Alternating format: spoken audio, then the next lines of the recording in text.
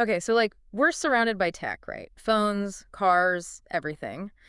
But have you ever stopped to think what's actually running all of it? Most people haven't, but you're talking about microchips, those tiny little things, silicon, right? Yeah. That are basically the brains behind our entire digital lives. Exactly. And today we're doing a deep dive on a company that's essential to that whole world, ASML. They're the ones making the machines that make the chips, and not just any chips, the most advanced ones out there. Right, and they just put out their Q3 2024 report, 7.5 billion in revenue, which is mind-blowing on its own. But it's more than just the numbers, it's what this tells us about where tech is going on a global scale. Absolutely. Yeah. To really get into it, though, we got to decode some of the jargon first. We're going to be throwing around terms like EUV and RFI, Yeah. and those aren't just random acronyms, they're different types of lithography. Okay, gotta admit, those are words I've definitely heard, but explaining them might be a struggle. What exactly is lithography, like in plain English? So imagine you've got this surface, way smaller than a human hair, and you need to create this crazy, intricate pattern on it. Lithography is like using this super high-tech miniaturized projector to etch those patterns onto silicon wafers. Those wafers become the transistors, the little building blocks of the microchip. So it's like shining a light through a stencil to make a shape, but like microscopic and way more complicated. Exactly. But instead of regular light, ASML's machines use these incredibly short wavelengths, like extreme ultraviolet or EUV.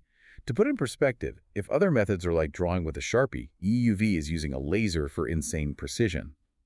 And that's how we get the super tiny, crazy, powerful transistors that make things like all the AI stuff possible. Yeah, okay, so that's why everyone's going nuts over EUV. It's the key to like the next Mhm. level of computers. But what about that other word, the RFI? Where does that fit in? So RFI, or argon fluoride lithography, is older tech compared to EUV. Don't get me wrong, it's still used tons for different types of semiconductors. It's just that EUV is the big deal for the absolute most cutting-edge chips. RFI is more cost-effective for some situations. Like, you don't need a Ferrari to go grocery shopping. Sometimes you just need a reliable sedan. Makes sense. Perfect analogy. But ASML's not just selling these machines to anyone, are they? Their report broke down sales by region, and one place really jumped out. Oh, absolutely, China. 47%. Can you believe that? Almost half of ASML's sales for Q3 went straight to them. Shows you how hungry they are for this advanced chip-making tech. They want to be a major player in the tech world. But hold on, isn't the US trying to, like, limit China's access to this stuff? Weren't there those big news stories about export controls recently? You're right on the money. The U.S. has put restrictions on their most advanced EUV machines. Can't sell them just anywhere, China included.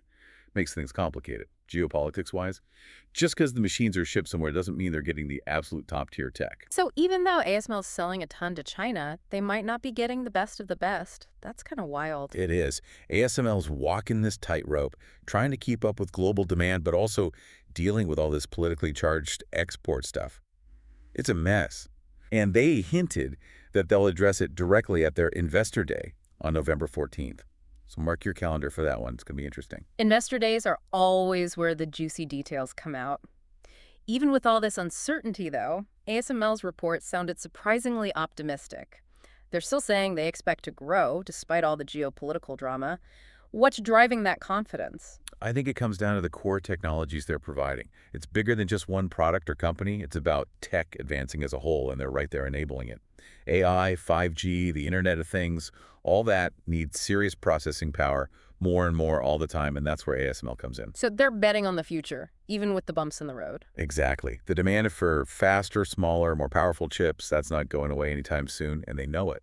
It's kind of crazy how much power one company can have. I know, right? There's this whole hidden world, semiconductors, but they're the engine behind the digital revolution. To understand ASML is to understand how it all works. This Q3 report definitely gave us a lot to think about: geopolitics, cutting-edge tech, you name it.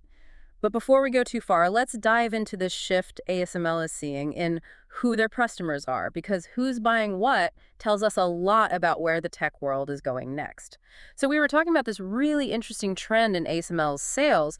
It's not just about where they're selling, but what kind of chips are hot right now. It's a key distinction, right? Right. You got to understand the difference between memory chips and logic chips to really get the full picture. Okay, so remind us again, why does that matter so much?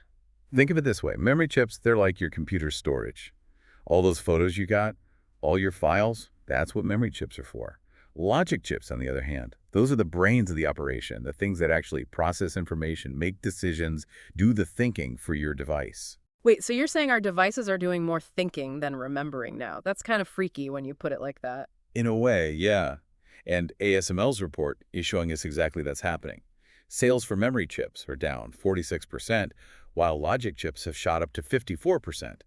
Tells you a lot about what's driving the need for semiconductors these days. It's not just about storing stuff anymore. It's about processing it in smarter, more complex ways. Which, yeah, makes total sense when you consider how much AI is exploding right now. All that stuff needs serious processing power. Totally. Those large language models, the chat GPTs of the world, they eat data for breakfast, got to analyze it all on the fly, and that takes some serious logic chip muscle. But it goes way beyond AI, too. Think 5G networks, self-driving cars, heck, even video games are getting so complex now. All those trends are pushing the need for more and more powerful logic chips. So while memory chips are still important, it's really the logic chips where the action's at. It's like the whole world's getting a brain upgrade. But going back to China for a sec, they're clearly trying to get in on this, but what does that actually mean for everyone else? Million-dollar question, right? Hmm. And it's not just China either.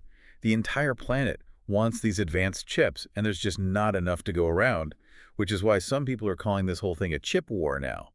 Countries are realizing that whoever controls this tech, they control the future in terms of economics, global power, the whole nine yards. So it's not even about who's got the fastest phone anymore. It's about who can make the stuff that makes those phones possible. Nailed it. And right in the middle of it all is ASML, because they're the ones with the tech to make it happen. They're a pretty crucial player in all this. They're like holding the keys to the digital kingdom and everyone wants in. Such a good way to put it. And their upcoming investor day is going to be huge because of all this. They hinted that they'll be talking about new market scenarios, which basically means how they're going to handle these export controls, who they're going to sell to, all while trying to keep everyone happy and stay ahead of the tech game. I bet analysts everywhere are going to be glued to their screens for that one. Yeah. But before we get ahead of ourselves, there's another part of ASML's report. We got to dig into their own predictions for what's coming next. All right, so we've covered a lot of ground here. ASML's crazy sales numbers, that whole shift towards logic chips, the geopolitical tug of war, you name it. But what really struck me was how optimistic they are about the future. Yeah, it's pretty bold, right? I mean, the global economy isn't exactly sunshine and roses right now, but they're still predicting growth. Exactly. With all the uncertainty out there, what makes them so sure?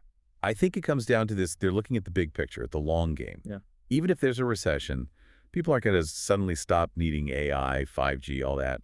Those trends are only going to get bigger. So they're basically saying, short-term bumps aside, the demand for what they're doing is only going to go up.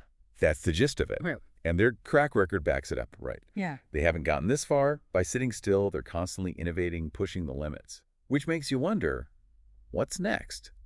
What crazy new lithography tech are they cooking up at their labs right now? Honestly, I can't even imagine. It's already mind-blowing how they're working at such a tiny scale with tech most of us can't even picture, and yet it affects literally everything we do. It's wild, isn't it? That's what's so cool about this field. It's cutting-edge science, super complicated, but the end result, this tiny little microchip, it powers the entire world, and most people don't even realize it's there. It reminds you that the most important stuff isn't always the flashiest. Sometimes it's happening behind the scenes, quietly changing everything. Totally. Yeah. And that's, I think, what makes this deep dive into ASML so interesting. We've uncovered this whole hidden world, right?